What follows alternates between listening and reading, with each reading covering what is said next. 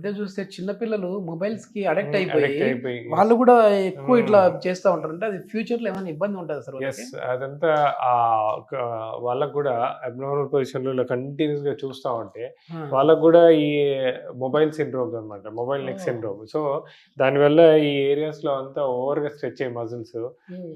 చిన్న చిన్న నర్వ్స్ అన్నిటి మీద ఎక్కువ ప్రెషర్ పడి కంటిన్యూస్‌గా పెయిన్‌లొస్తా ఉంటాయి వాళ్ళకి. ఓకే. పీఆర్‌పీతో దీనికి ఎట్లాంటి ట్రీట్‌మెంట్ ఉంది సార్? అంటే ఈ డిస్క్ బల్జ్ అయిన వాళ్ళకి గావచ్చు, దీనికి సంబంధించి ఏమైనా పీఆర్‌పీ అక్కడ ఇవ్వడం వల్ల మరి పెయిన్ తగ్గుతదండి? ఆ! ఒకటేంటంటే అండి, దీంట్లో 2 రకాలుంటాయి. ఒకటి మనకి డిస్క్ ఎప్పుడైతే డీజనరేట్ హ్మ్. అయితుందో, హ్మ్. ఆ డీజనరేట్ అయ్యి ఆ డిస్క్ స్పేస్ నారో అయ్యి పెయిన్స్ రావడం ఉంటాయనుకోండి. Hmm. Hmm. So, intradiscal PRP. Intradiscal PRP ఇయడం వల్ల ఆ డ్యామేజ్ అయిన డీజనరేట్ అయిన డిస్క్ మళ్ళా కొద్ది వరకు పెరిగి నొప్పులనేది తగ్గుతుంది. ఓకే. రెండోదేంటంటే మన స్పైన్‌లో చూసినట్టయితే అపార్ట్ ఫ్రమ్ వర్టిబ్రల్ బాడీస్ ఇవన్నీ చిన్న చిన్న జాయింట్స్ ఉంటాయండి. Facet joints. ఓకే. ఓకే. ఈ ఫేసెడ్ జాయింట్స్ కూడా అరిగిపోయే ఛాన్స్ ఉంటది. హ్మ్. వయసు హ్మ్. రీత్యా అరగొచ్చు.